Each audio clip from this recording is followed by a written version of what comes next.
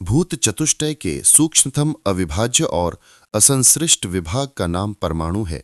परमाणु को भोगने अर्थात उसे पार करने में सूर्य को जितना समय लगता है वो परमाणु काल है। दो परमाणु मिलकर एक अणु होता है। तीन अणुओं के मिलने से एक त्रस रेणु होता है। तीन त्रस रेणुओं को पार करने में सूर्य की किरणों को जितना समय लगता है उसे त्रुटि कहते हैं। उससे 100 गुना काल वेद कहलाता है। तीन वेद का एक लव होता है। तीन लव का एक निमेष होता है। तीन निमेष का एक क्षण होता है। 5 क्षणों की एक काष्ठा होती है। 15 काष्ठा का एक लघु होता है। 15 लघु की एक नाडिका होती है। 2 नाडिकाओं का एक मुहूर्त होता है।